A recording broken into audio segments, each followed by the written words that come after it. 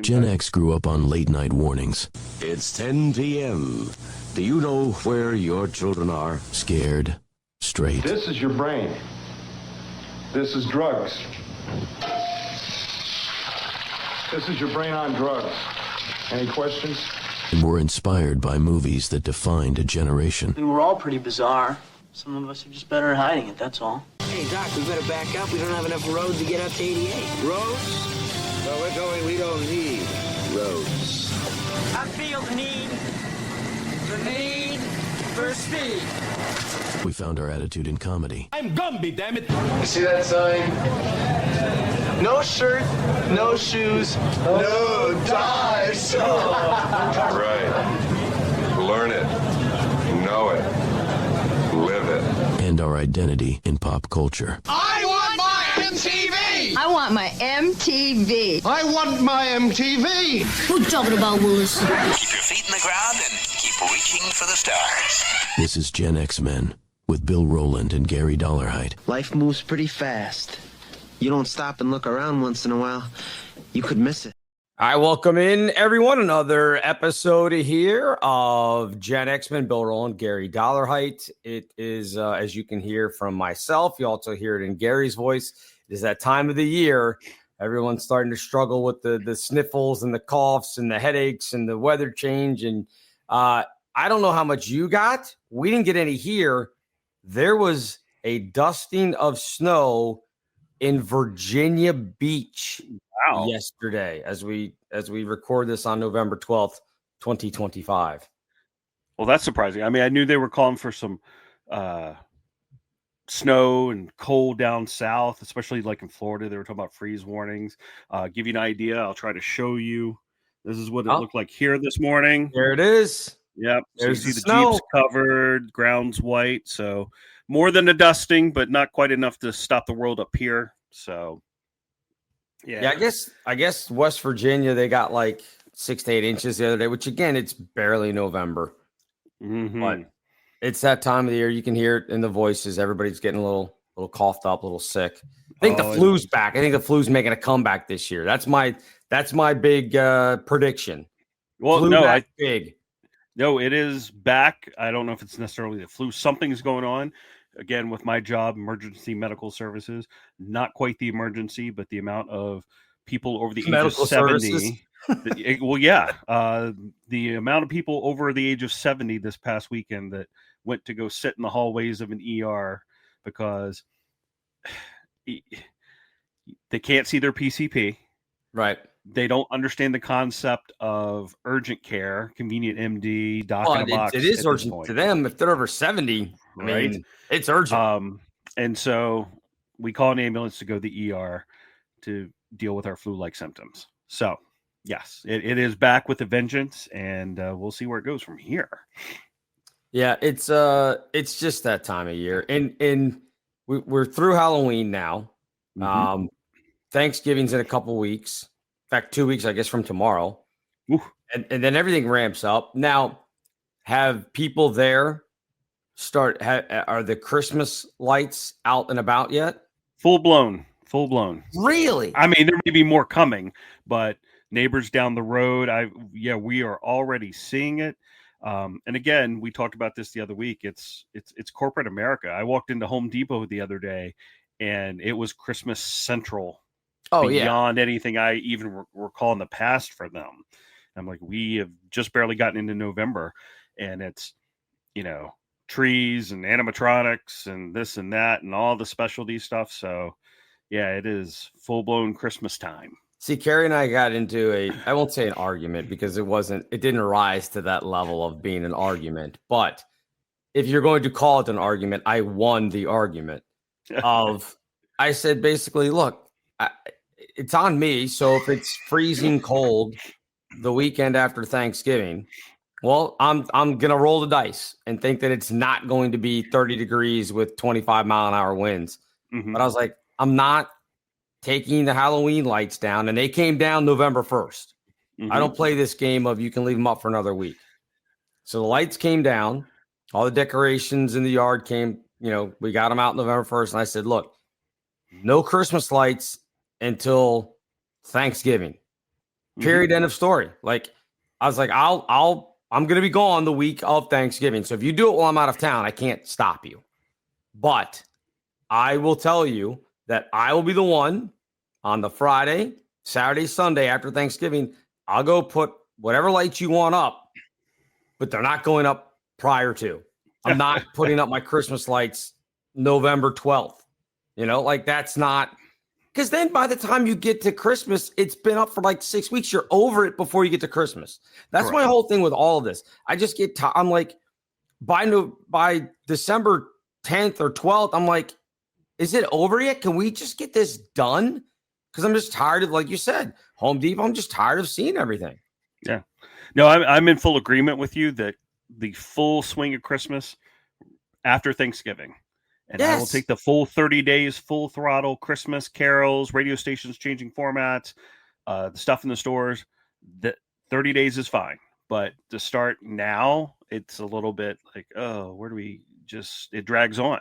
And it does take some of the fun out of it, if you will, dragging it out 8, 9, 10 weeks. But yeah, so like I said, though, some people, Santa and his sled's already in a lighting system that I saw in the town of Unity passing through. It's just some people have already gotten started. The only excuse that I have for your folks up there in Maine is there is a good chance that 2 weeks from now, it might be 10 degrees outside. And if you get, it's been unseasonably warm up there for the past week or so. So I could get it where you're like, if you're up there in Maine and you're looking at it, you go, you know, it's going to be 60 today. We should probably just go ahead and put the lights up because that'll save us from being up on the ladder when it's, 12. So that I sort of understand, but even still, it's too early. I will agree with you to the extent that they are not native Mainers with that attitude. The native Mainers, fair. It doesn't matter if it's 30 degrees, 10 below. If we have something to do today, we're doing it. And yes, no, I understand. My mom is from up that way. My cousin and everybody. I still have an aunt and uncle that live up there. So yes, I completely understand. It doesn't bother them. They're like, this is, it'll be 25 degrees. I'm like, this is balmy for January. And I'm like, man, this sucks. Yeah. So yeah, no, I totally get it. So, which do you want to start with this week? We've got a couple different things. The Michael Jackson movie trailer is out. We could dive into that. Of course, it was the Marine Corps' 250th birthday. 2 days ago? It was Veterans Day yesterday. Correct. So a lot of stuff going on. I know the kids were off from, I don't know if they did up there, but the kids were off from school around here yesterday for Veterans Day, which is good because they've eliminated a lot of holidays that they don't get off anymore. So that's one I'm glad that they at least have kept, because it's, wherever you fall on the military, joining it or not or whatever, the people that do it, especially the people that volunteer to do it, give them a day. I mean, come on, give them a day. There's nothing wrong with this. So even if you're one of these people that's like, oh, I hate the military, I don't know why you would, but if you are, they need a day. These guys, absolutely, guys and girls deserve a day. They absolutely do, because in the end, mostly volunteer now versus the draft way back when. When you join the military, there's a chance that things are going to happen that you don't like, maybe not agree with, and you may pay that ultimate sacrifice. So yeah, they absolutely deserve the day to honor their service. I mean, that's service to the country. It's service to you and me, people who didn't serve. So you definitely, and I'm glad, I mean, it's a big holiday, and it should be more so as far as I'm concerned. Yeah. I mean, again, everybody, businesses, everything, they're going to start this as I will say this. It is nice. I don't see a ton of, and I think it actually should be this way for Memorial Day as well, because that's kind of gotten lost in a lot of the stuff, the official start of summer. Okay, I understand all that, but at least Veterans Day, I didn't see. Now, again, maybe somebody's going to drop down in the comments and be like, I don't know what you're talking about. I don't remember there being like big Veterans Day sales. You know what I mean? Like Memorial Day, it should be even more of a somber, obviously, day. I'm not even going to call it a holiday, but day of remembrance than even Veterans Day is. Absolutely. But what is it? Oh, it's a Memorial Day white sale, and they're selling you sheets and everything. And it's like this. Just I've always thought it felt gross, but I don't see it as much. Maybe I missed it. I didn't see it as much for Veterans Day. I don't remember it being as a big thing of Veterans Day, but maybe I'm just not paying attention anymore. I maybe a few sales. What I see more often, especially up here, is if you're a veteran, come in and get a discount. Yes. Restaurants, things like that, which I think is the most appropriate of honoring those who served. But you're right, on Memorial Day, it seemed to get into this whole commercialization, kick off the summer. And like you said, oh, it's the white sale. Well, we're remembering those who died for this country. Right. And we're correlating it to, hey, JCPenney's got sheets on sale. So that, Right. definitely a disconnect there on that holiday.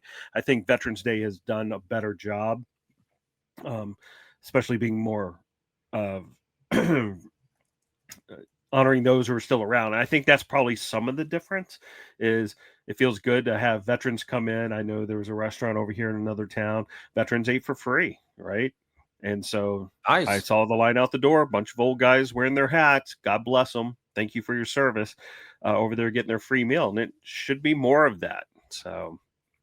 No, absolutely. I mean, again, I myself was never in the military, but I had a half brother that was a Marine. My dad was in the Army. He was a 82nd Airborne. I think that's right. I think it was 82nd. I don't remember exactly. I know he jumped out of perfectly good planes, as he would tell me all the time. Because he was only in for he was one of those guys that, he would say that he always said that he felt bad because he joined right after Korea and was out before they started doing Vietnam. Mm-hmm. And then he was married prior to my mom, and then he was married with a child. So he was kind of on the bottom side of the draft. So he never went to Vietnam or anything like that. He did his 4 or 5 years in the Army, whatever it was. I mean, it was well before I was born. But so, I mean, I have a lot of friends. My mom worked for the DOD for a number of years, Department of Defense. I mean, I've been around. The guy I grew up with is now like some big brigadier general. I think at one point there was talk of him being on the Joint Chiefs of Staff. So, I mean, I've been surrounded by you grow up here, you're surrounded by it. Here outside of Washington, D.C., you see it all the time. So I don't think there's a day that goes by that I don't interact with somebody that was in at some point in the military, just what it feels like. Oh, yeah. I mean, between the size of the Department of Defense and military contractors and everything, Northern Virginia, and maybe that's part of it. It's there all the time. The military is part of the fabric, whereas, say, here, it's more of the, do we even have a base anymore? No, they closed Brunswick. I'm not even sure that there's a military installation in the state of Maine anymore. Oh, there has to be.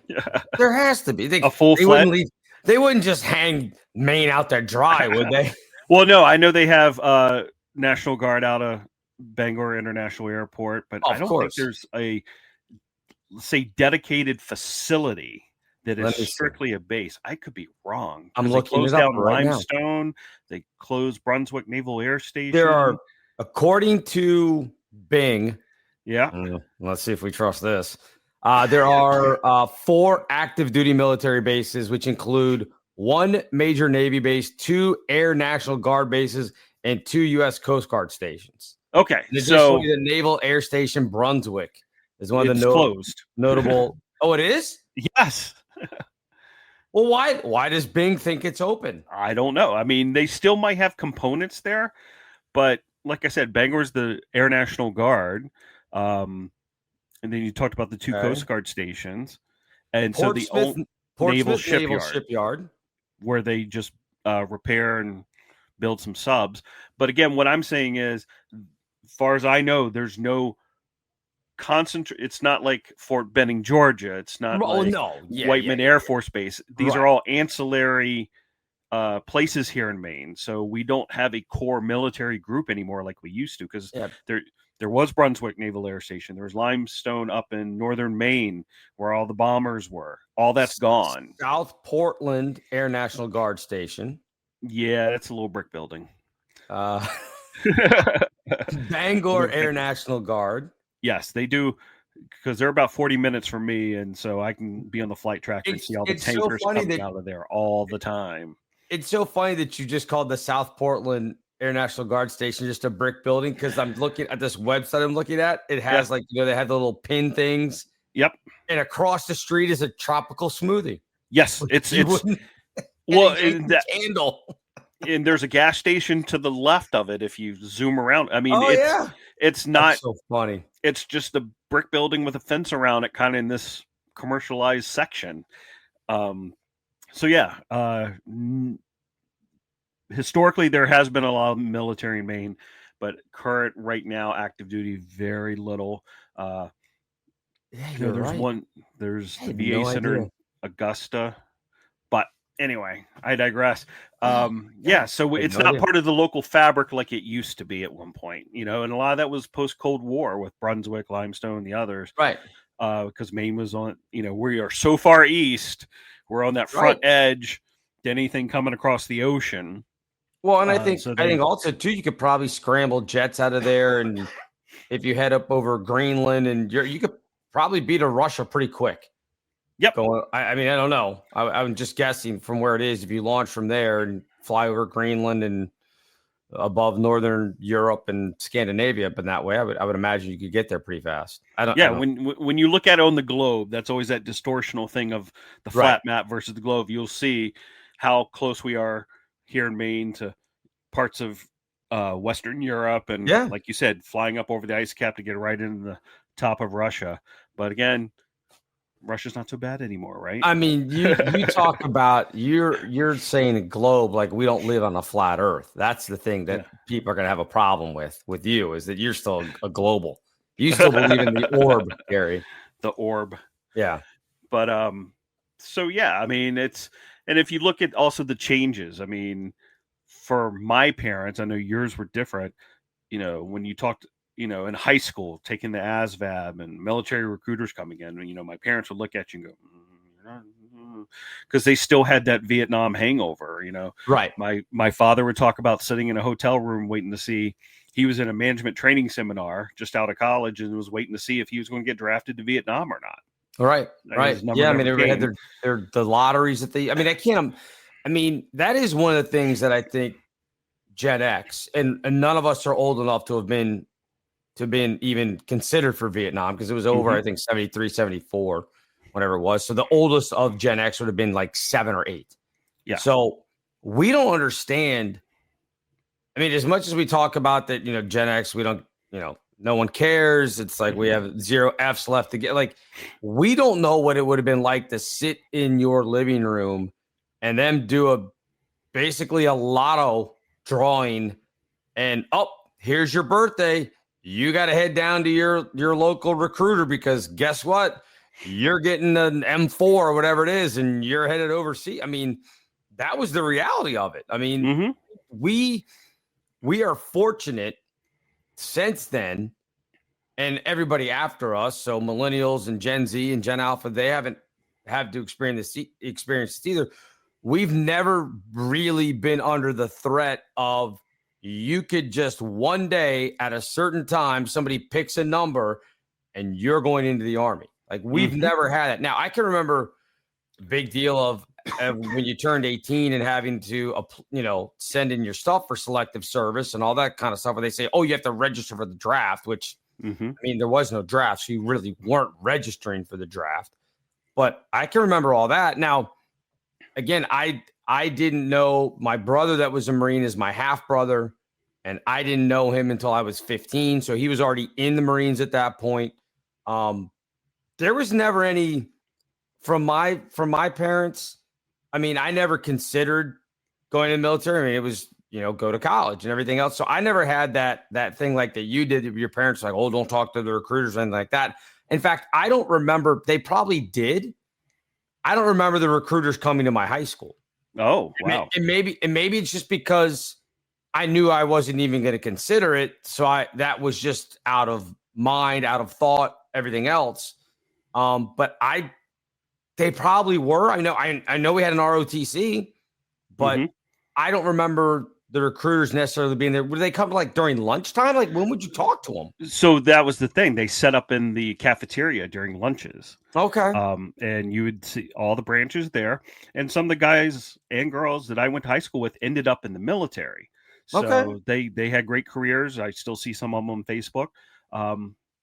Yeah, so the recruiters worked the lunch line, if you will. But again, I grew up in mid-Southern Virginia, very rural.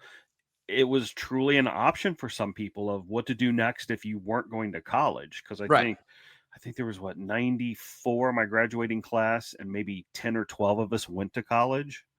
Now, Are you I think serious? Yeah, and like straight out of high school. Wow. Others ended up going. Sure. Later on, I know that, but I think it wasn't more than 10 or 12 that were, by the time we graduated, knew that we were on our way to a 4-year school. I mean, that's less than 20%. Yeah. So I'm thinking about it. If my graduating class, I think it was 246, 250. Mm-hmm. So 20% of that would be 50 people. I know more than 50 people from my graduating class went to college. So, I mean, that's baffling to me. It may have been even close to 50%.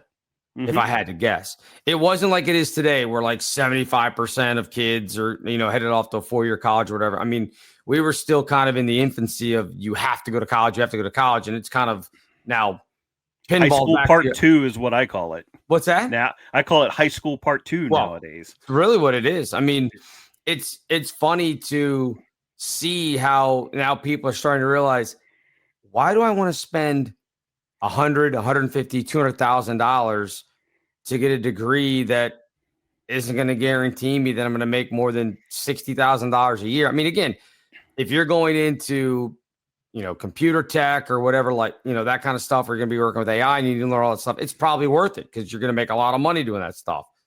But if you're going for gender studies or a lot of these other, what I consider to be, again, you do what you want, it's your money, but what I consider to be ridiculous degrees, then, you have no reason to complain that you're $200,000 in debt. Like you knew going in, going in, this degree is not going to be worth anything. So I think a lot of people now are going back towards the trades because you know what? People are always going to need plumbers. I don't care what AI does. You're always going to need a plumber. You're always going to need an electrician. You're always going to whatever it is in that kind of trade. Those people are always going to be valuable. Oh, absolutely. And I've had this discussion with my son while he's still working out what he wants to be. I told him flat out, do not go to college and spend a lot of money without really understanding what you're going to do with it. And I gave him stories. I said, especially, you're right, it transitioned. We're at the point now, you can go over community college near me, Kennebec Valley Community College. You can take HVAC. You can take welding. You can take, what do they call it? Mechanized forestry management, where you learn how to cut down trees. Cut down trees, the big machines and everything, right? Because that's awesome. That is what's missing and what is paying well. We have Bath Iron Works. Thinking back to Portsmouth Naval Shipyard. So we have 2 shipbuilders here, right? They sponsored the welding programs and certain electrical programs at the community college because they want those kids to go there, get trained, and come right out to them to work in the shipbuilding process. You want to make a lot of money. And I can't remember who it was that told me this. I was having a discussion with somebody about a year ago. I don't remember where I was. It was a fascinating conversation. And they just said, that it was somebody I met like at a meeting. It wasn't like a good friend. It was somebody just like you're meeting at some place. And they were asking if I was married and had kids. I said, no, I've never been married. I said, didn't have any kids. And he goes, because I have some advice.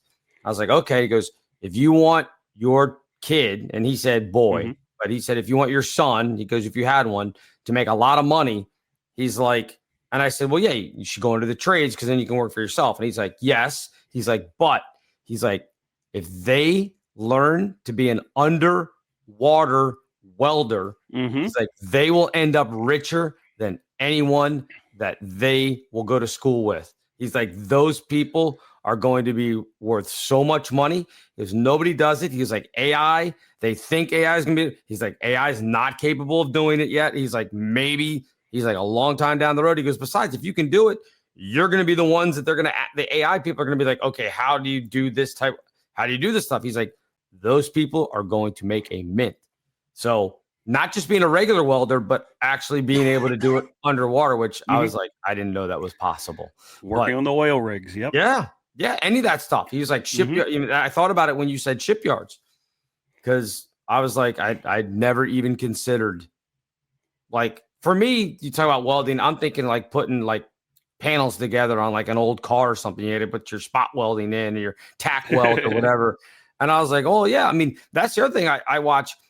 Do you ever watch the car auctions? Yes. Ecom and all the, forget who else is there. All the restored ones. Yeah. So they talk about it all the time on the show, on the Mecum auto auctions, and I forget who the other ones are. I just flip them on when they're on.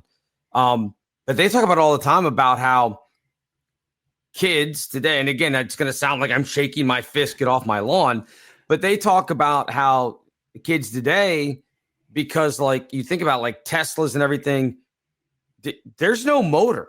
So you're not learning how to do plugs and oil changes and all this other stuff. They're not learning the mechanics because you're basically driving a computer, right? So they're saying like even to do the old body work or to tune up the engines or everything else, he's like, a lot of the people, they were talking about it. This is probably, again, a year or so ago, they were talking about like the guys that are the best of the best at it are all retiring, or in some cases, unfortunately, dying off, because the guys that grew up with those hot rods, the 50s, 60s, even into the 70s, I mean, they're not young anymore. They're our parents' age, or perhaps even older in some cases, so that's the other thing, is at some point, who's still going to be around that wants to work on these things? These cars are worth hundreds of thousands, in some cases, millions of dollars, and you may not have anybody that can even fix it because that technology is going to be lost. Yeah. A few years ago, I worked at a hospital which was near Bath Iron Works, Bath, Maine. And we did health screening for the employees there as part of some joint agreement, et cetera, et cetera, et cetera. Anyway, so one night, I mean, this guy, I think, if I remember right, seeing his date of birth, he was 83, 84, walked with the cane, just comes hobbling in to get his cholesterol checked because that's what he's supposed to do. And so I just talked to him. He's great. He moved on. So I'm talking to the next guys in line. I'm like, what's his story? Because does he just love working that much? And they were like, oh, no, you don't understand. He was some specialized aluminum welder. And they were like, he's one of the few that can do it still. Wow. And he's in good health and wants to still work, but he is paid so well for that specialty. There's no reason not to, is what they were telling me. Yeah. They said he makes obscene money at his age because he has that skill and knowledge set to do that specialized welding for whatever it was on those new destroyers that they're building at Bath Iron Works. And I was just like, well, okay then. So there it is. I mean, that's exactly what the guy was telling me. He's like, get him into welding, underwater, all that kind of, he's like, do all that stuff. Yeah. Like, and in similar fashion, the brother of a guy I used to work with, and he will tell you, he barely got out of high school, like just skin of his teeth, didn't want to go to class, etc. And he's a power lineman. And he goes, after the first 4 years, he goes, I don't think he's brought home less than $250,000 a year between doing contracts and storm duty and everything else. Just danger. That's just ultimate dangerous stuff, though. He lives in a big house. Wife and kids are well taken care of. She doesn't work. And he goes, yeah, he just makes bank. And he goes, I'm the one that went to college and, still trying to get by. So, yeah. I mean, again, I don't know how many people out there are going to be of a certain age that this would benefit through. But yeah, I mean, I think of, Mike Rowe, who does all that stuff. And he's, really big into getting people into the trades and that kind of thing. I mean, he's got a fascinating story as well. But it's so true. Again, you're going to build all these big houses or whatever. Well, somebody's got to run the electrical line because, again, AI can't do that yet. Somebody's got to run the sewer lines and everything in the house, and AI can't do that yet. Maybe it'll get there. I wouldn't imagine the next 20 years that you're going to be able to just take an AI robot and go, okay, go run the electrical line in here. I don't know that it's going to be possible. Not by itself. I mean, even for a while, let's say you can get a robot to do it. You're still going to have to have a human like look over the shoulder and double check everything and operate the robot, make sure it's doing correctly. So you're still going to have the knowledge set to be able to do that.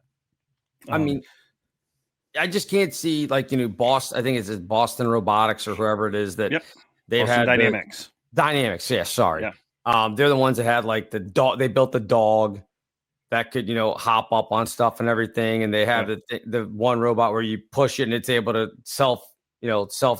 check itself and rebalance and everything.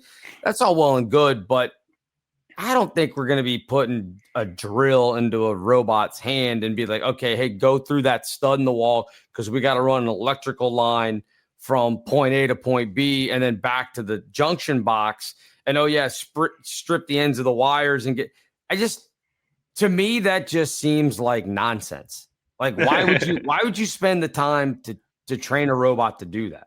Like, what's the point? Cost efficiency? Because I guess. Well, no, think about it. If you have robots working on a house, how fast can you build the house? Right, because they don't take a lunch break, they don't take a smoke break. They can work 24/7. Sure. So the little bit I have seen speaking to that is it will become so.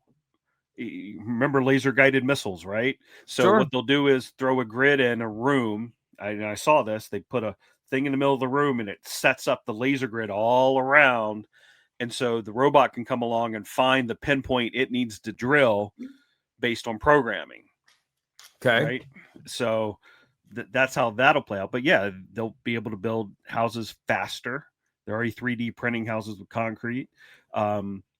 But again, you still need a human to watch these things. Right. And so I think it's just a transition of not as many people doing the actual labor, but people who know what is going on, overseeing it. Foreman types, right? If you have the experience and knowledge, you're probably going to be more the foreman type overseeing how this automation runs than it just off running by itself. I guess I look at it and I think, and I've only ever been involved in one house being built. My ex and I, when we had the lake house built down at Lake Anna. And I just remember this is how I think of it, because I go, there are so many changes that were made and that you had to go and talk to the person that was doing the work. And they're like, okay, well, we've already put this here, but if we do this and this, we can adjust that and make it work. So to me, all these 3D printed houses or anything like that, you're basically getting one size fits. It's like Legos. It's like you're only going to be able to do so much with these things. And all of a sudden, if you start wanting to do something different, well, either the builder or the AI is going to tell you that's not possible. This is the way I've been programmed to do it this way. This is the way. But I don't want it that way. I want you to run the speaker wire through the ceiling, not through the floor or whatever it is. And they may go, that's not possible. We can't do that. Well, you had a custom build. And I think that's the difference from my past life in the real estate business. You go out to pick your Prince William Loudon, where you bought these subdivisions that went up overnight. Right. Pretty much when you went to the sales office, here's the 4 floor plans. Right. You can make certain adjustments, but not too many because that's inefficient, right? We know how to build these 4 floor plans, make these adjustments, and that's going to be it. Right. And if you want to do anything else, we're going to charge you through the nose for it. Or maybe tell you no, because it cuts down on, our process. But doing a custom build like you did though. Yeah. I mean, I could see totally we're visiting. How about this? Can we change that? So you'll still need those people, but I don't know where we're heading in the world. I don't know if customization is going to be as big as it has been. There'll be a few people want it. I'm not saying it's a bad thing, but I look at my son talking about a car. It's got 4 doors and 4 wheels. He cares nothing else about it, customization or anything. And I think that's that generation of, whatever, just give me that. And they move on. They're not worried about the details necessarily as much as say we would. I guess it's because everybody's phone basically all looks the same. Mm-hmm. I mean, everybody's got an iPhone. Maybe it's a Pro. Maybe I don't even know what the iPhone ones are, but maybe it's a Pro. Maybe it's but for the most part, even if you have a 14 now and somebody else has a 17, the Apple fanboys will be able to tell the difference. But if you set them down in front of me, I'd have no idea. I'd be like, I don't know. Yeah. That one doesn't look as worn out, so it must be newer. I mean, that's kind of where I would be on it. And it's sad because before we bought the house that we're in now here in July, again, Carrie and I went all over the place looking at houses. One of the first ones we looked at, it ended up being probably way too expensive anyway, but we looked at this community. It was fairly new. It's only been there a couple of years. That you talked about it, kind of sprung up overnight. I didn't realize that it was there, and I've lived in this area for my entire life, basically. So we go and look at it, and again, 3 or 4 different floor plans, and they have all the model homes right there. So we go and look and everything else, and I was like, wow, this is really nice, and we're close to the water, and there's all sorts of things. And then it struck me as we backed out and we're driving in the neighborhood. And I went, everything looks exactly the same. Uh-huh. Every house has the same white banister leading up the steps with the white, front on the porch. You look down the street, every single driveway is almost the exact same length as somebody else. Like all the different plots of land were basically the same amount. Like, and I looked at her, I said, we can't live here. And she was like, why? What happened? I thought you liked the house. I said, I do like the houses. I think the houses are nice. I said, but I'm going to drive home at night and I'm going to be like, which one is mine again? Like, there's nothing distinguishable. And I just remember growing up in the house that I grew up in, when you would tell people how to get to your house, you would describe, oh, our house is this one, not even by the address necessarily, but, oh, we're this house at the bottom of the hill. The house next to us has this. The house across from us looks like this, but you'll know because ours is this one. We have a gravel driveway. Our neighbor has the paved driveway, so make sure you pull into the right one. That there, you didn't know. It was I could have been like Robert Downey Jr. and gone into the wrong house, drunk one night, and just ended up sleeping in my neighbor's bed because all the houses look the same. Yeah. So back in my real estate appraisal days, this would have been 2005, 2007. The amount of anger of homeowners who would get mad about their appraisals living in those neighborhoods. The true reality was, look, it's pretty much the same house. Maybe you got granite. Maybe they did. Like, these aren't massive valuation changes. Your house is just as the same size as the next 10 beside you. And there might have been 1 or 2 differentials, like I said, granite countertops, maybe you had an extra bath put in. But overall, people would fall in love with their house and think, I'm worth so much. No, you're the same as pretty much everyone else. And that's where we're at. And, that made our job easier because, again, your house is pretty much like the other 300 in this subdivision. So there's really not that much gray area, what we're trying to figure out. There's a square footage value. And people would get so mad thinking it was so different. It's like, no, you live in a brand new subdivision with 300 of the same houses that only had minor differences in choices of trim levels and that. No, there's no significant difference. I think a lot of times there might be the best significant difference, which I understand was lots, i.e. were you in the middle of the street? Right. Or were you on the corner that looked at the pond across the water? Like that, you can evaluate differently. But when you're just in a row of others with pretty much the same trim level, you're pretty much the same. So don't get too excited. That's the one thing. I mean, you guys have already heard me complain about all the trees and leaves that I have to rake up in my backyard. But that's the one thing that I do like about the house we're at. We're on the corner. And there are no sidewalks or curbs in our neighborhood. So that's awesome because then when it does snow, I don't have to do more work than everybody else because we're on a corner lot. Where I used to live in Centerville, we were a corner lot, and that meant you were responsible for shoveling the sidewalk. And we had the fire hydrant was right at outside our lot. So then you were responsible for clearing around the fire hydrant as well, which, I mean, how often did we get a ton of snow that you had to worry about that? But when you did, it was a pain in the neck to go and shovel off the long edge of the sidewalk. So I don't have that here. And we also back up the way the property lines are.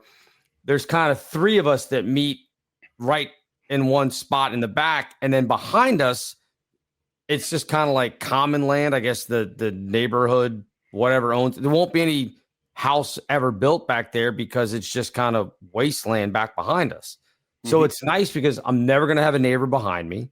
So I don't ever have to worry about that. I've already talked to the one neighbor next door, and we've just agreed that, hey, the leaves that kind of congregate between our houses, we're just going to blow them down the hill back behind his house. He's like, I don't care. Just put them back there. So that makes it nice. But that's the best thing about it. And my house doesn't look like my neighbor's.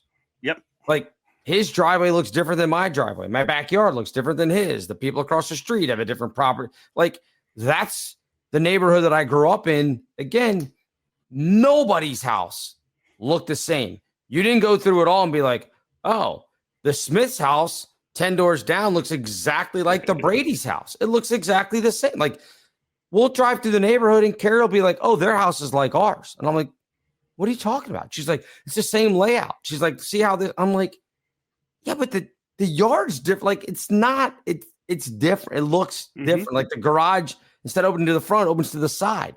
And her whole thing is, yeah, but the layout's the same. Like, I don't care about the layout. Like it doesn't matter. Yeah.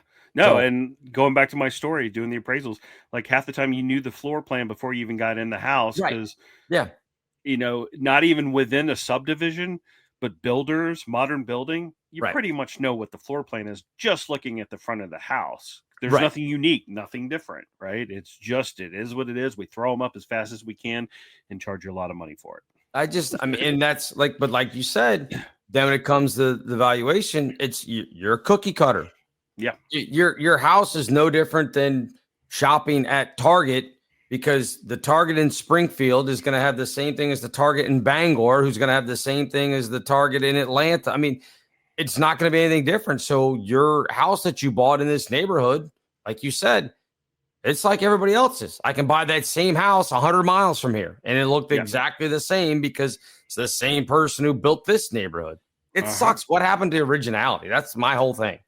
Like blame Henry Ford for that, right? Well, to a degree, I guess.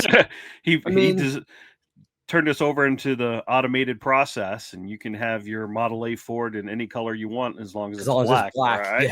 Yeah. So that kind of set us on that course a long time ago of being efficient with building and production. So well, that's what this 3D prints. That's what this 3D printing stuff now is too with the houses, right? They just come in and basically the walls are already formed and they just slap them together and go. Yeah. Well, they also can do now is they're doing it with concrete. I'm seeing that. Not exactly sure how that works out long term from an aesthetic interior. I mean, I know they drywall over it, but yeah, they set up this big framework over the pad. And it just starts, it's like a squeezing out toothpaste, right? It just goes down the line and drops a bit of concrete and follows its guide and comes back over it again till eventually, the walls just build up. It knows where to gap for windows and doors. I look at it and go, okay. I just don't, it's just not my thing. Yeah, no, I'm with you. Although the place where I'm living now, this is probably the place where I'll either die or the next house that I have will be about 300 square feet, but it'll be about 300 feet from the ocean. So that's what the plan is. The retirement is to get to the islands, and then there are no leaves to rake and no snow to shovel. So that's location. Yeah, exactly. That's exactly right. That has not changed from your real estate days as far as evaluations, I would imagine. So did you see, and it's not coming out for another 4 or 5 months, have you seen that they did a Michael Jackson biopic? I saw like the promo for a trailer, and I knew somewhere along the lines they had mentioned working on it. I didn't realize we were at the point of, hey, it's pretty much been produced or in finishing production. But this should be interesting. I mean, I get excited by these just because I find, whether it's fictional or a lot of Liberties. I still like to know stories about people and things, whether it's history, people.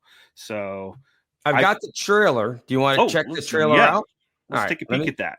Let me start the trailer for you. So here you go. I know you've been waiting a long time for this. The tracks are made. The songs are ready. Let's take it from the top.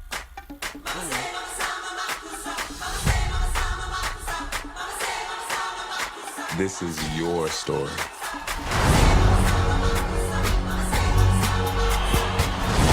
Honor your past and embrace the future. That's what people want.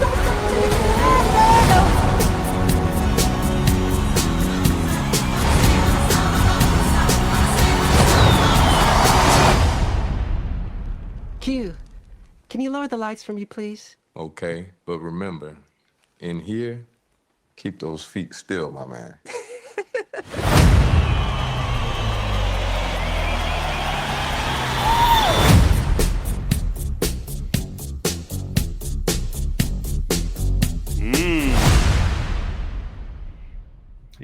You said next spring? Comes out April 2026. Oh, I'm looking forward to that. So apologies to those people who may just be listening on Spotify or wherever that we, a lot of that was visual. But, oops, hold on a second. They went to the next thing on my.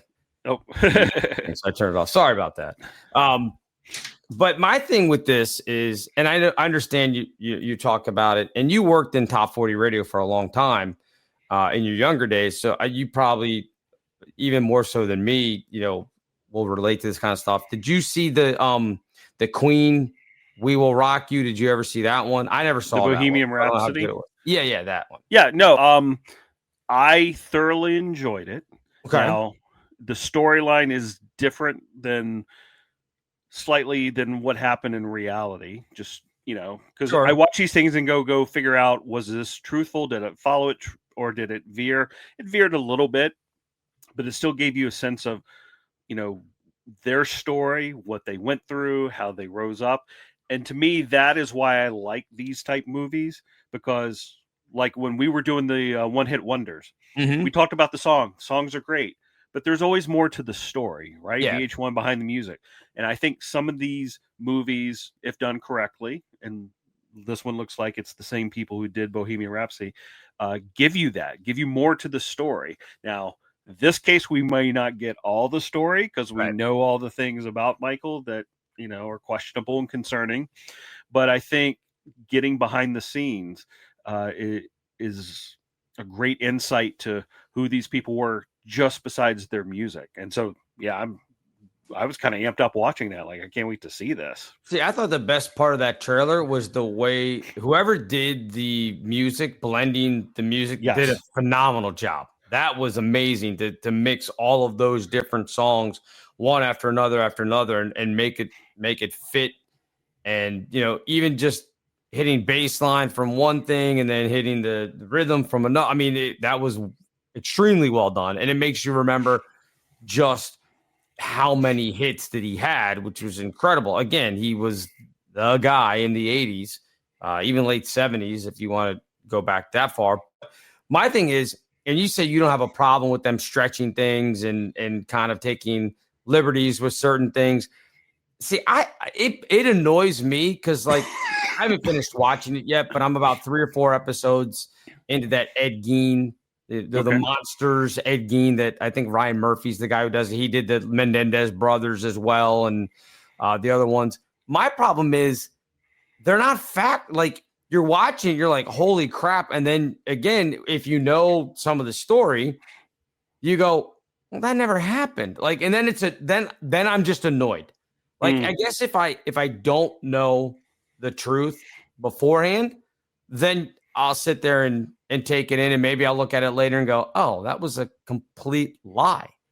But like, I knew a little bit more than probably the average person on Ed Gein, because I was always fascinated that, again, they Psycho was kind of based off of it. Texas Chainsaw Massacre, was it Buffalo Bill from Silence of the Lambs was based off of Ed Gein. So I kind of looked into that and realized, kind of the story of it. And then I'm watching this thing and I'm sitting there again, Carrie and I are watching it.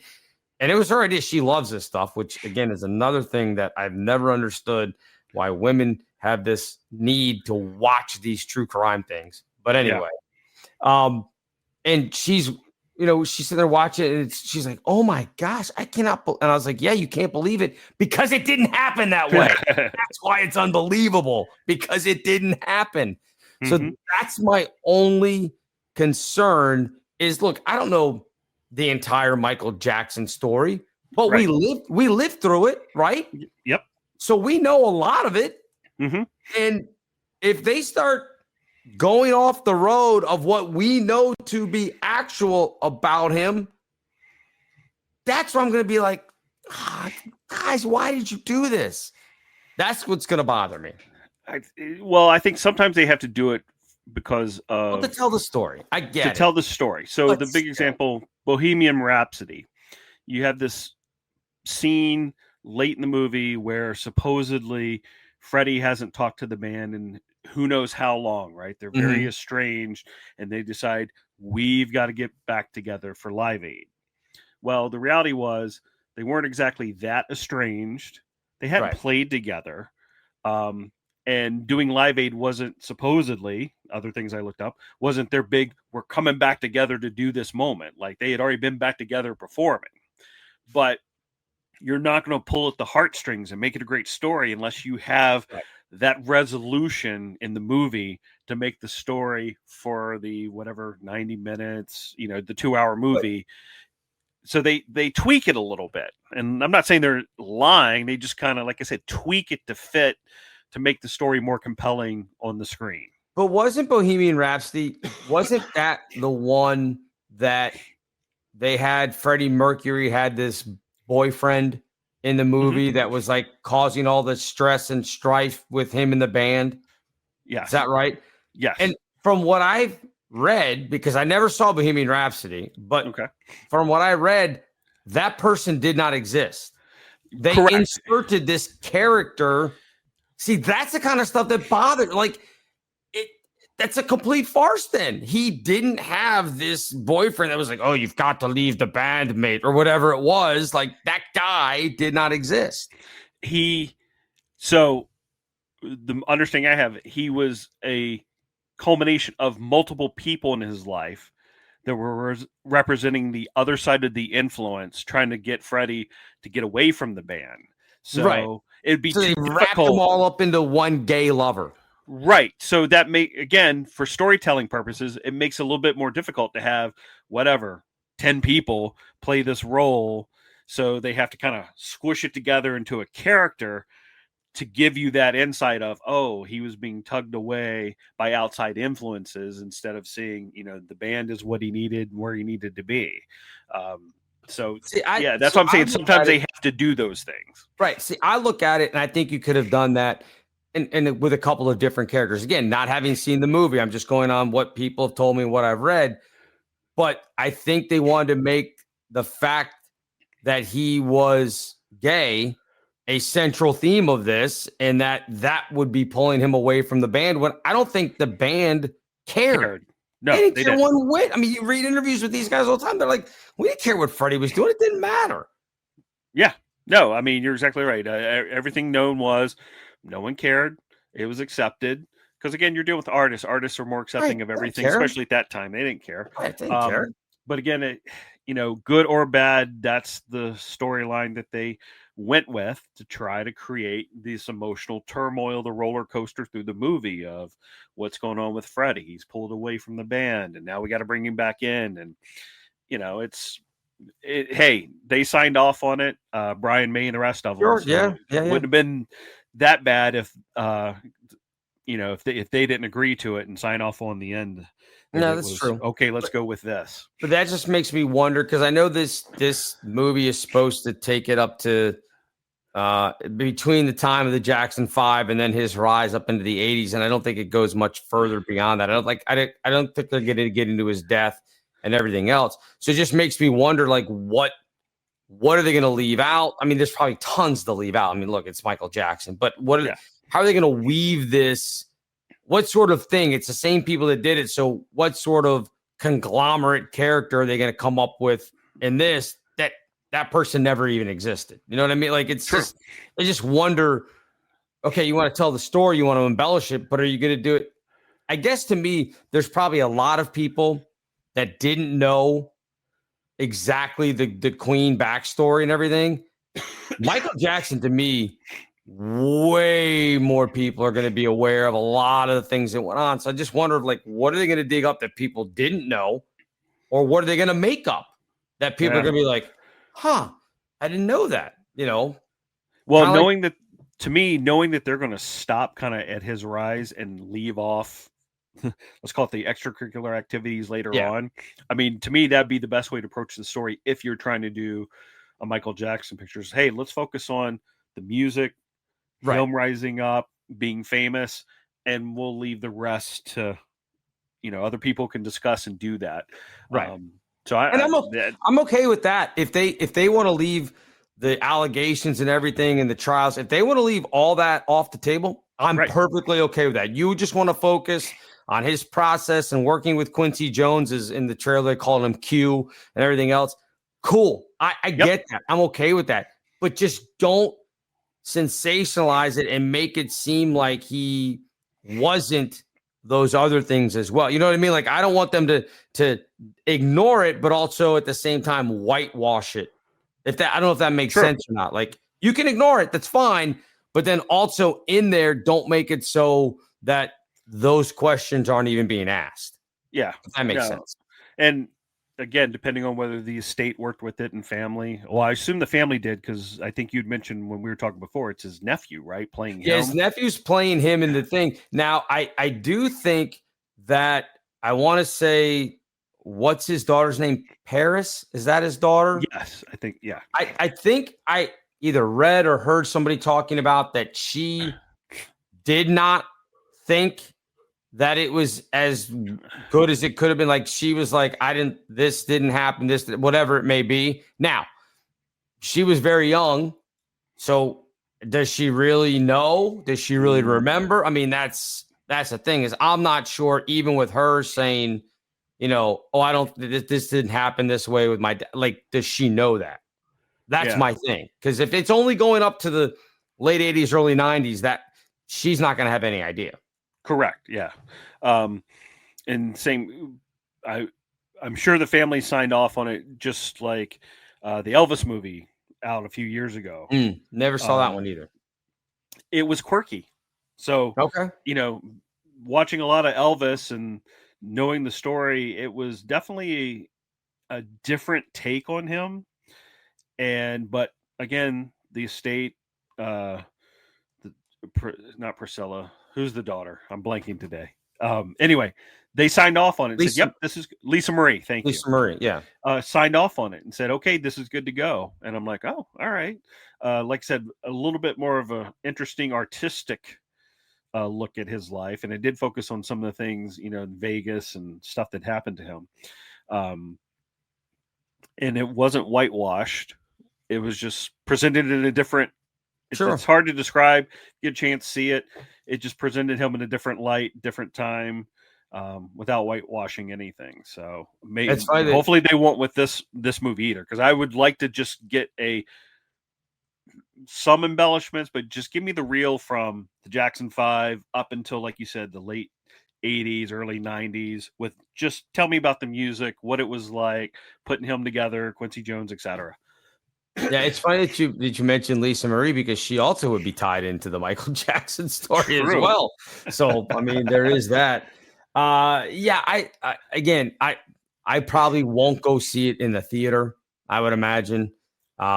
It takes I'll be honest with you, it takes a lot. It better be a damn good movie for me to go and drop $20 on a ticket and $15 on a thing of popcorn and $7 on a soda. I mean, it's got to be a really, really good, like, I got to go see this movie type thing. And this one does not rise to that. No, I would probably wait on it unless I was bored, had nothing else to do. But, that's what's going on with movie the industry as it is now, they're not making blockbusters anymore. Hardly. I just said, are there any good movies coming out anytime soon? Not that I'm aware of. Let's see. So again, a change from us, Gen X, who, well, even our parents, movies were a big thing. Oh yeah. Now everyone's like, when's it going to start streaming? Right? They don't necessarily care about the theater experience. And I've never understood that because, well, and I've also never understood, again, this is me shaking my fist. I've never understood, like, how can you sit there and watch a movie? As you can see, my light reflected in there, but holding up my phone here, that screen is so tiny. Mm-hmm. It's not enjoyable. Now, I'll watch an occasional video or something, or if I'm somewhere and I can't get to a TV and I want to stream a game, I may watch for a little bit. But to watch entire episodes or 2-hour movies, I don't know how you do it. When we were kids, what was the big deal? Oh, we have a 55-inch TV. Well, I'm going to get a 65. I'm going to get we're getting a projector 120 inches across the wall. Yeah. Now it's like, well, I can get it. I can just carry it with me. I don't get it. So that's why, to me, movies, if it's something I want to see, get me the big screen. Give me the big screen and the popcorn and sound. all other stuff. Yes. Yeah. So the last movie that I went to see in the theater was whatever the last Mission Impossible was, the final one. Was that good? I enjoyed it. Okay.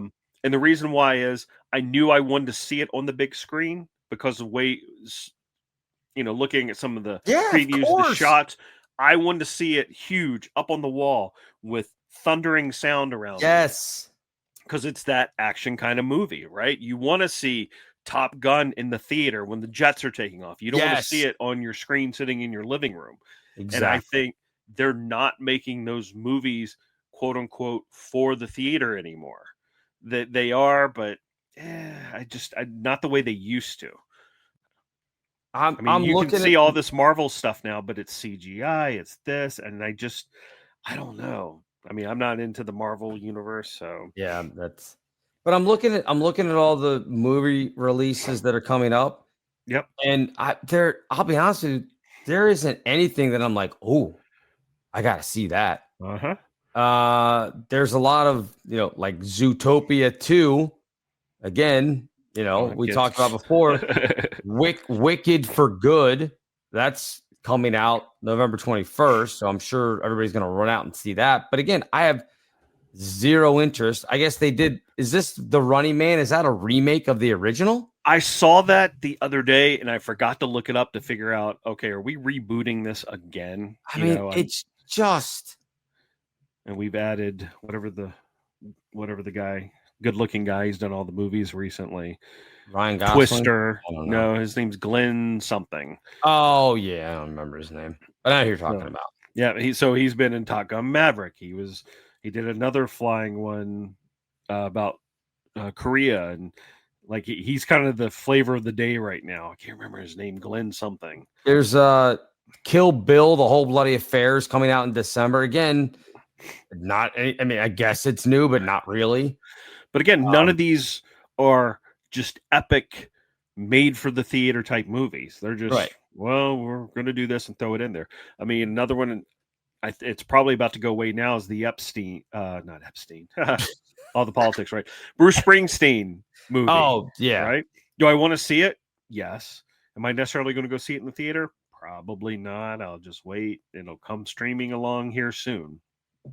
Because again, I don't think I necessarily need to see that one on the big screen to get what I want out of it for entertainment purposes. I'm in now to January of next year. Yeah. And I'm still not. There still isn't anything that I'm like, ooh, that'd be great. So I don't know. I don't know what that's really disappointing. Yeah, because usually they would release blockbusters or the ones that they were around holidays. Christmas was a big one, 4th of July, right? And we're just not getting that anymore. No, it sucks. All right, so we've got again Greenland 2. It's another sequel. That's I don't even know what Greenland 1 was. One was. Yeah, that's coming out in January. 28 years later, The Bone Temple. That's the zombie horror thing. Remember, it started with 28 days. And then, I mean, like, that's just, again, it's a remake. Coming out January 23rd, Return to Silent Hill. Again, remake. It's awful. Yeah. This is really annoying. I'm making myself mad by going through this. Yeah, I'm not seeing any. Scream 7 is coming out in February. 7. Scream 7. I don't think I've seen the last 4 of those. But yeah, this is crazy. So it begs the question, what are these quote unquote big movie production places doing anymore? I don't know. It's like they're just making garbage. And again, like you, not trying to be the old man shaking my fist, but what are you doing? Where's the epics? Where are the movies that come out now that in 20 years from now be like, right.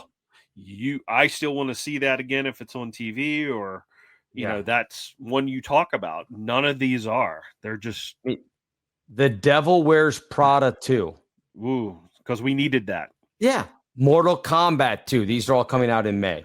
I mean, it's just like, what are we doing? It's just they are coming out with Masters of the Universe. I'm assuming that's a He-Man live action thing. No one asked for that. Nope. Oh, we did Scream 7. They're coming out with Scary Movie 6. Toy Story 5. I saw a promo for that. The kid already went off to college. Well, now it's his kids. Is that what it is? Oh, I'm assuming that's how the storyline goes. Oh, that they're brought back out of the attic for his kid or something. Can we not? Minions 3. Moana live action.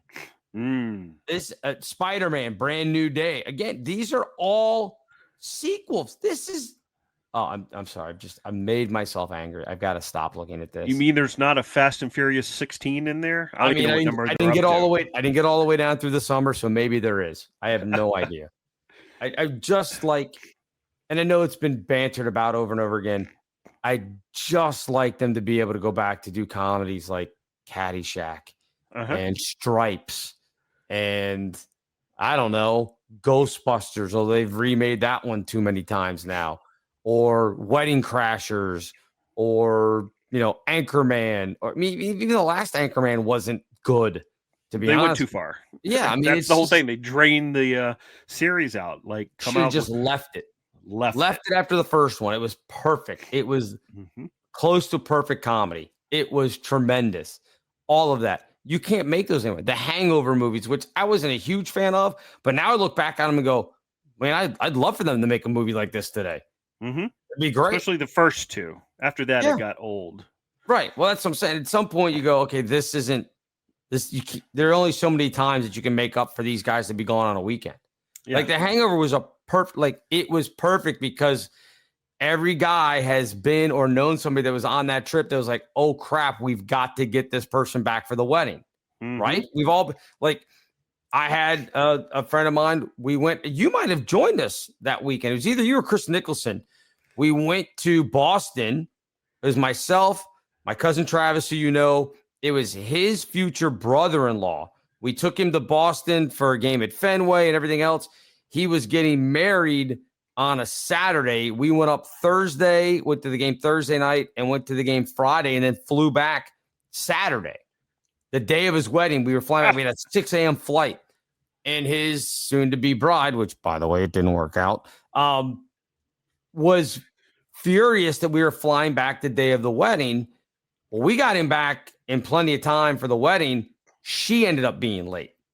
And so that was a whole big thing. We're like, we were gone for 2 days, 3 days, and made it back. No big deal. No harm, no foul. You stayed here the whole time, bitched at us the entire week. Like, he was getting texts literally like every hour, like, is the plane still going to be on time? And then she ends up being like a half hour late for her own wedding. It was a disaster. But so you know what I mean? Like, there's only so many weekends you can make up of guys being gone for whatever it is until you go, okay, you've run this dry. Correct. And sometimes once is enough, right? You just have that one good movie.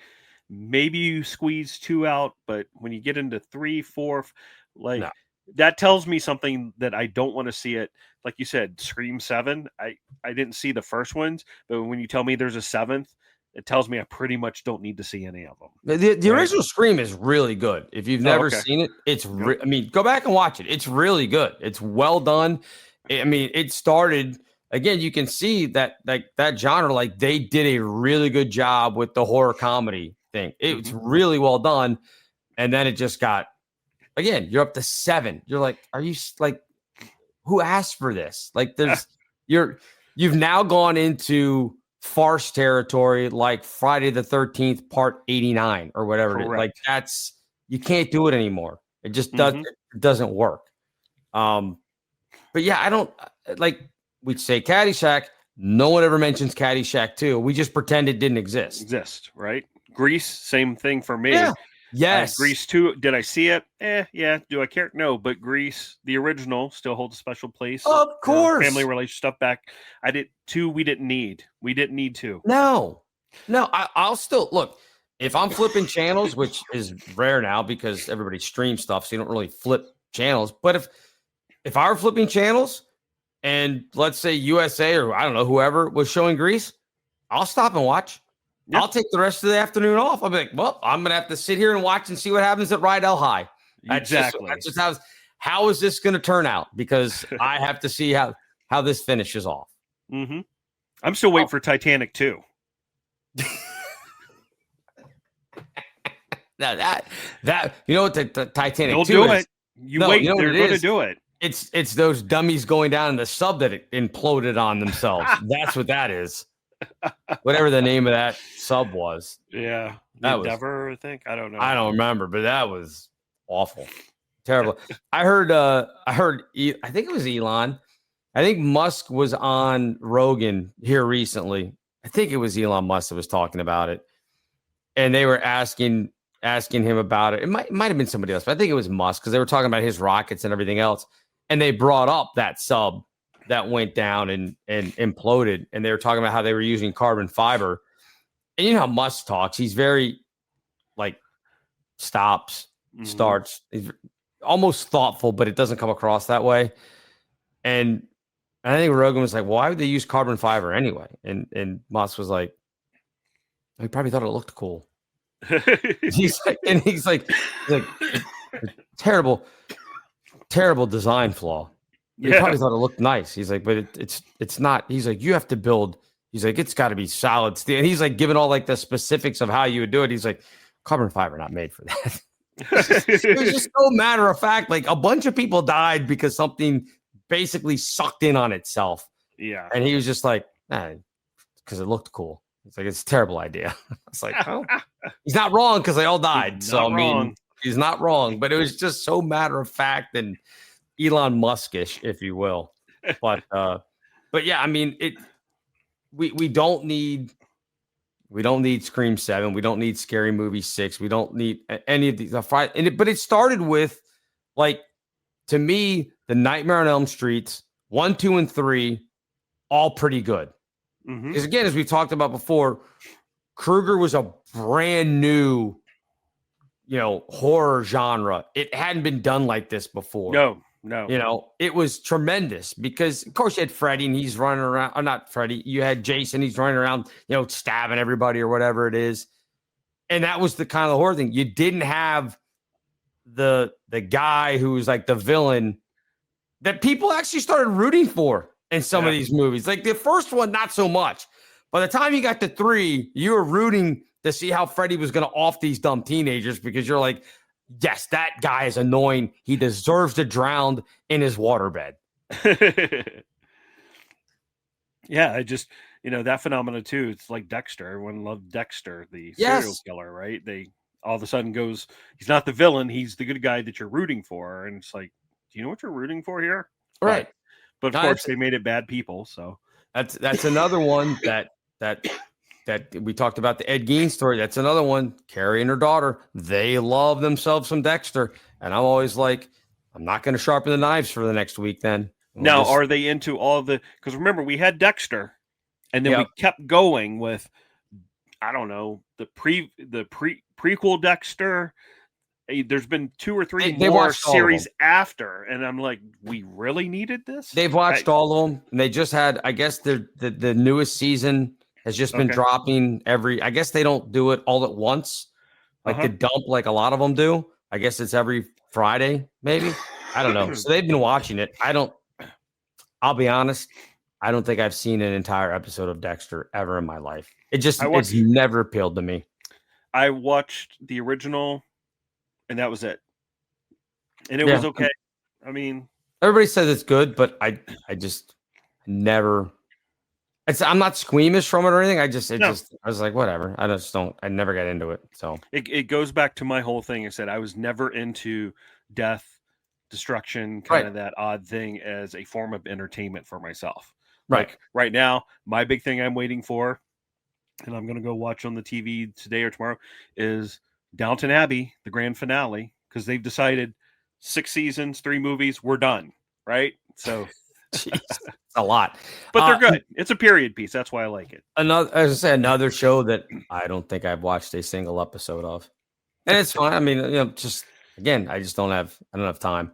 The only thing that's coming up that I will probably watch, because at this point, although I kind of feel like this is almost, and I know we're getting long into the episode today, but I'll finish Stranger Things only because I've already invested time into the other seasons.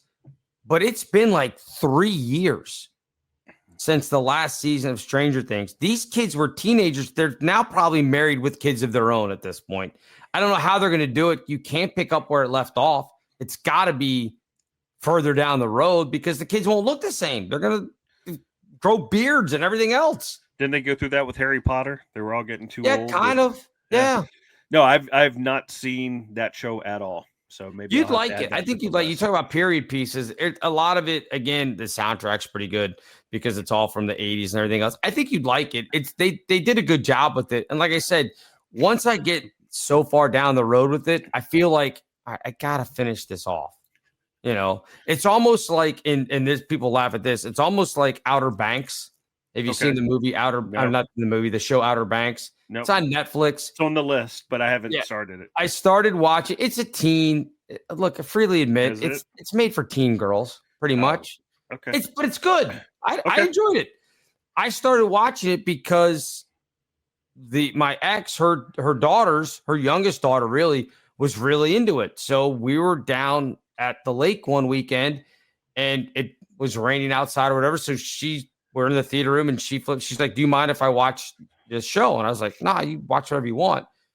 And so I sat there and watched like an episode with it. And I was like, that's not too bad. Like, this is halfway interesting. So I got invested because her and I it was our thing that we would watch. We watched like the first 2 series together. So now I'm like, I gotta figure out how this ends.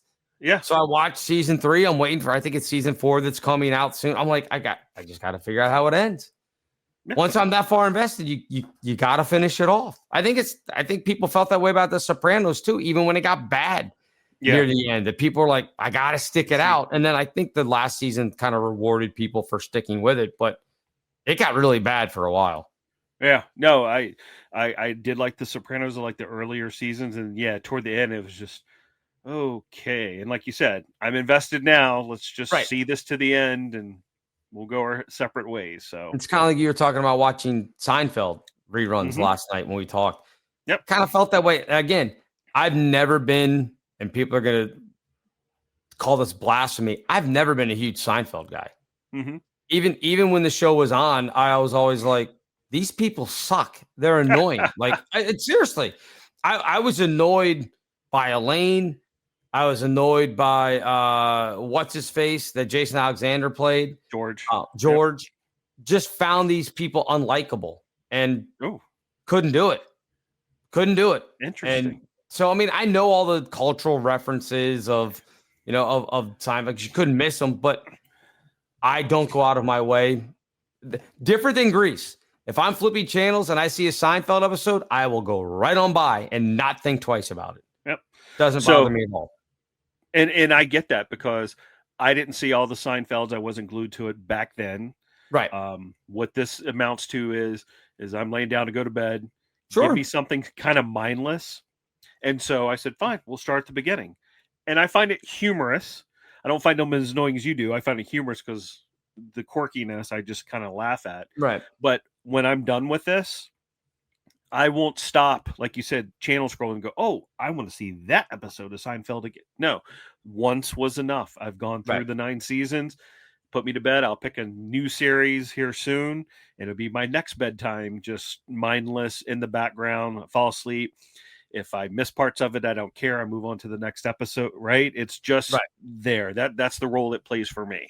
But to watch it and be, oh my goodness, I love that, and have to watch it again, no. Yeah, no, I can't. I get you on that one. Yeah, I can't.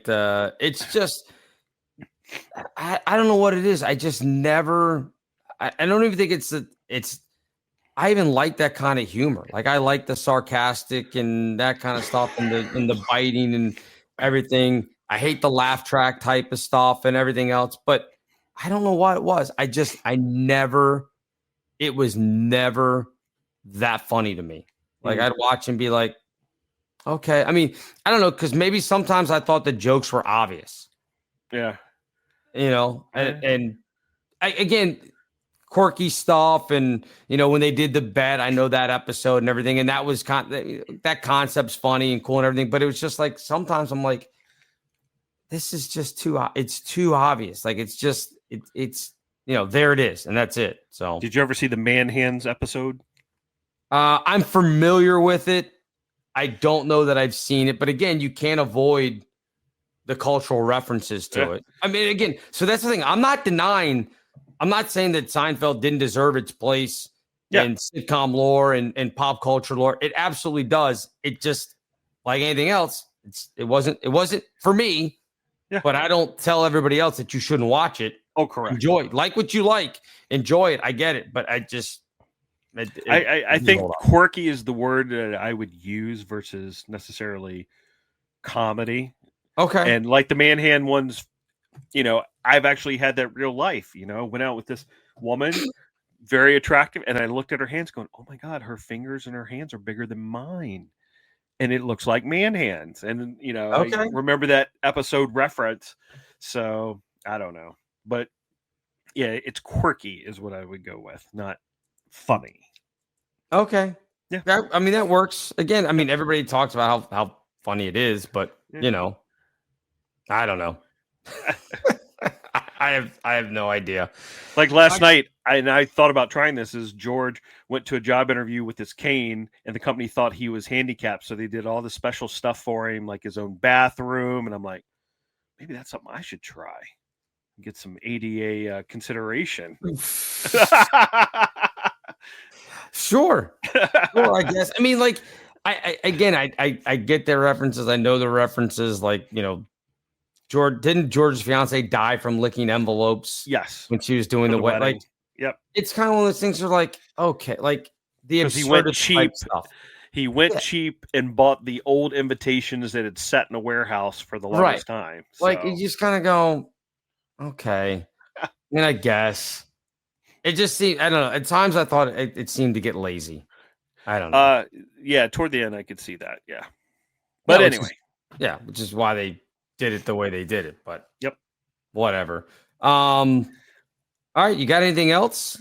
Nope, nothing particular. We covered what I had on the top of my head. We kind of veered off the military. So my final thoughts on that is we kind of, just chatted. So So that's good. Do you have any parting words for us? Parting words. I was going to go with, because again, we're doing the military theme, is negative ghostwriter. The pattern is full. There you go. And I will quote that we were talking about sitcoms. The great Sam Malone. Here's the good friends, cold drinks, and finding your way back, even when you're not sure where you're going. This concludes this episode of Gen X Men with Bill Rowland and Gary Dollarhite. Gen X Men is now off the air.